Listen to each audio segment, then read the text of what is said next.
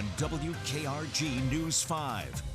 He's the head of my department. He decides whether or not I get my degree. Students letting their voices be heard. 3 South Alabama professors now on leave after racially insensitive photos resurface. There are times where you just kind of drop to your knees and you wish that you could take away their pain. A child with a rare disease, causing him to have up to 50 seizures a day. His parents plead for help as they pray for their child's recovery. We stuck it out. We pushed on. We kept cooking. And a local restaurant owner getting creative during the pandemic. How the restaurant was able to keep business alive in this week's What's Working. Local coverage you can count on. You're watching WKRG News 5 at 6. Hi, everyone, and thanks for joining us. I'm Peter Albrecht. And I'm RoseAnn Haven. We begin with an update on a News 5 investigation that we've been following up on all week. 3 professors at the University of South Alabama now on administrative leave after racially insensitive pictures resurfaced. Amanda Devoe tells us how students and USA's president are responding. Students here were able to voice their opinions to President Tony Waldrop, where they made it clear that the situation shouldn't have even gotten to this point. A crowd of about 60 students gathered with signs, some wearing shirts that said Black Lives Matter, and even printed out pictures of the professors in the controversial costumes. The discussion between students and the president was passionate, students continuing their call for the professors to be fired. The students here say that they're glad the professors were placed on leave, but they still say the response needs to be even stronger. One of the professors that posed with the noose, the one that was dressed as the judge, I'm in his class. He's the head of my department. He decides whether or not I get my degree. You see what I'm saying? And for him to not face any kind of reprimanding, the apology that he put out was just spurious, and you could tell it was not sincere. The man said, "I apologize that my humor offended you." There's no ownership. The university isn't forcing the man or any of the professors to take ownership of the situation. The university has hired an attorney who has experience with the Equal Employment Opportunity Commission, who is going to conduct that investigation. The president says he hopes to have a resolution to this entire situation in 30 days, but that is always subject to change. Reporting from the University of South Alabama, Amanda Devoe, WKRG News 5. We broke this story on the WKRG News 5 app. Get alerts like this one on your phone by downloading our app. It's free on Google Play and the App Store. Now, a News 5 crime alert. 2 people in Monroe County are behind bars for abusing a child under the age of 2. Police in NEXSTAR say they arrested Courtney Strickland and her boyfriend, Mac Wiggins, after the couple did not seek immediate medical treatment for Strickland's child. Police allege Wiggins intentionally hit the child in the face with his fist and then did not get medical attention for 2 days.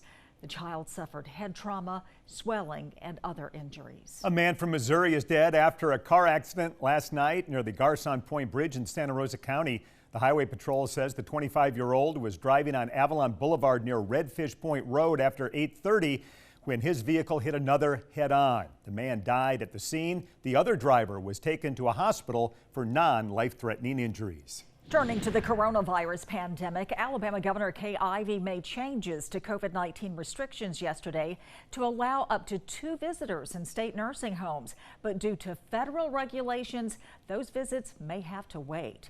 The Center for Medicare and Medicaid Services has not revised its limited visitation restrictions first issued last fall, and violations could result in penalties for those facilities. While in-face visitations may have to wait, nursing homes have seen a 93% drop in cases since December. Today, Alabama's state health officer gave an update on the state's COVID-19 vaccine distribution. Dr. Scott Harris says the amount of vaccines in clinics will be increasing, but the group of eligible recipients won't be expanding just yet, as the demand still remains higher than supply. No word on when an expansion will be made, but Dr. Harris says it's possible more people could be eligible to get vaccinated next month. Publix locations in Florida now offering COVID vaccines to teachers regardless of age.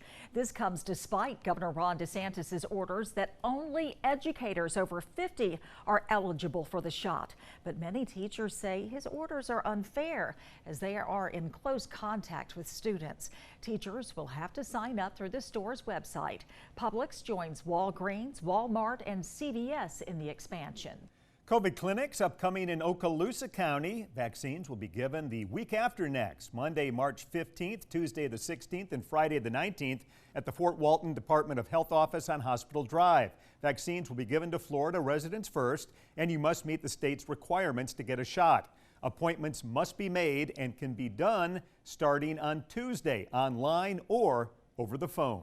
A reminder for those needing their second COVID-19 vaccines in Mobile County.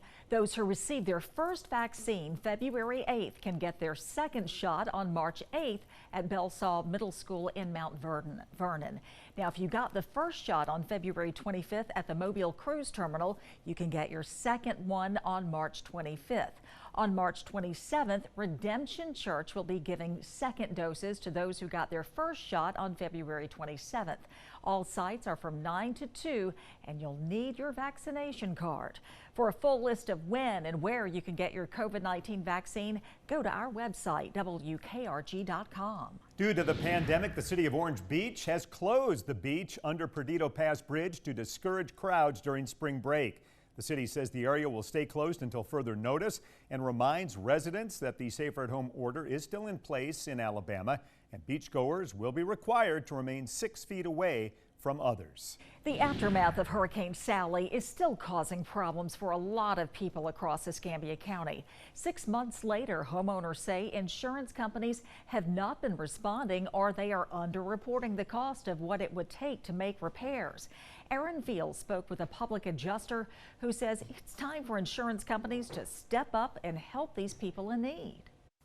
Yes, I talked to Michael Bowen, who is a public adjuster right here in the area, and he says he's had nonstop clients, and even more so recently. The insurance is just dragging it out. It's very upsetting to me. Bowman shared these pictures with us of one of his clients saying the insurance company estimated damages to be about $40,000, and after his estimate, he says it should have been over $130,000. The client has been living in their historic home with mold and buckled flooring since Sally hit, and insurance has been trying to replace their materials with something much more cheaper.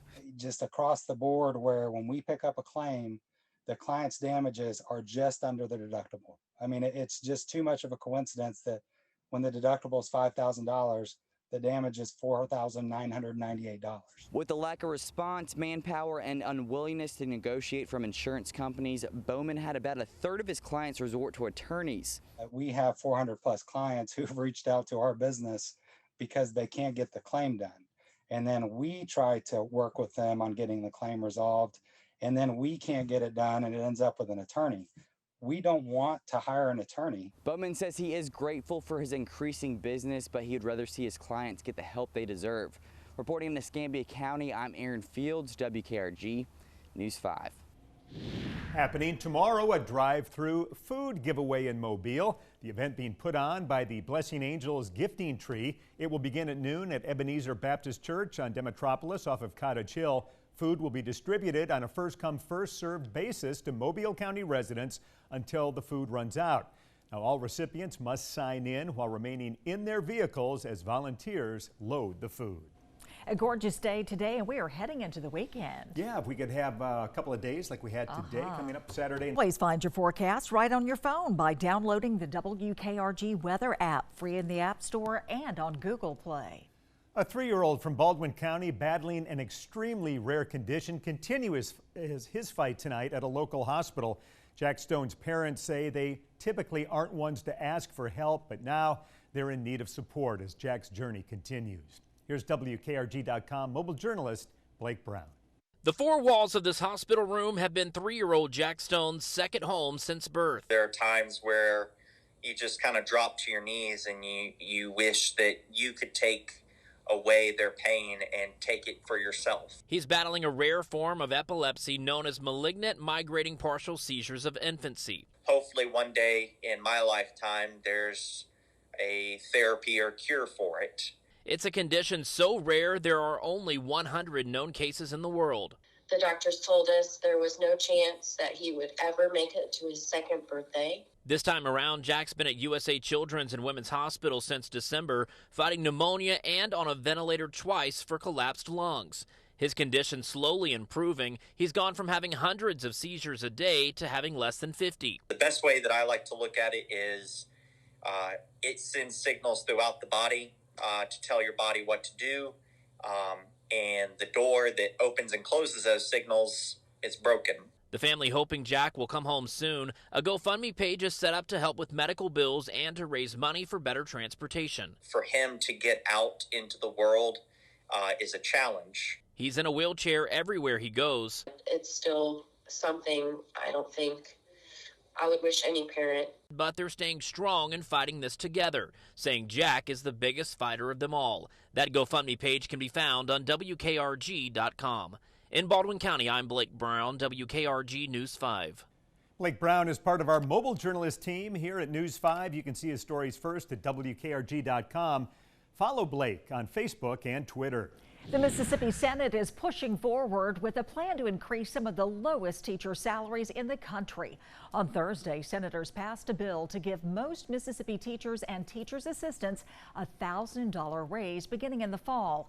The bill started in the House, but it was changed by the Senate, and now it will return to the House, which could either accept the new plan or seek final negotiations.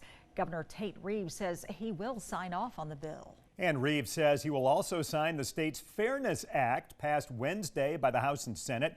The bill would ban transgender females from participating on girls' high school sports teams. Reeves says the bill is a matter of fairness in sports, but the Mississippi Human Rights Campaign says it will challenge the new law in court. Getting creative during the pandemic, how one restaurant managed to keep its doors open. I'm Devon Walsh. It's What's Working coming up.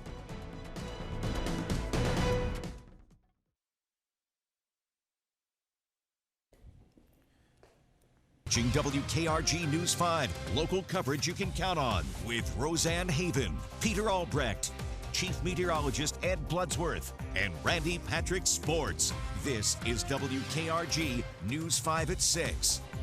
Welcome back, everyone. You know, the COVID-19 pandemic has closed many restaurants across the country, but one Thai restaurant near downtown Mobile has been determined to keep its doors open. In this week's What's Working, Devon Walsh shows us how the owner got creative.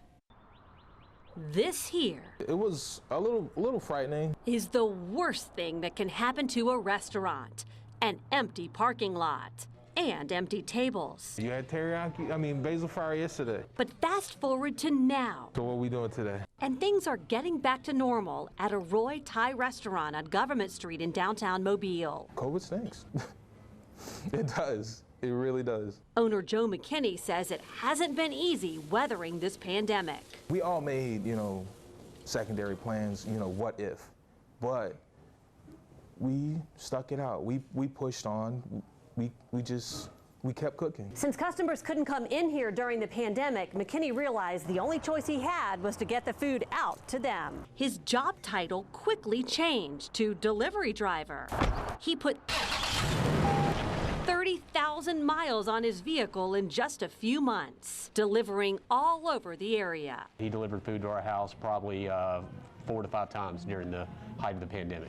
Customer Chris Hughes is a regular. Making sure from a distance to still make sure that you felt that same sort of love. Everybody was so supportive. They made it easy. Hey Joe, drop this off on the front porch, ring the doorbell, or knock 3 times. It was easy. They would leave their money there, pick it up, go.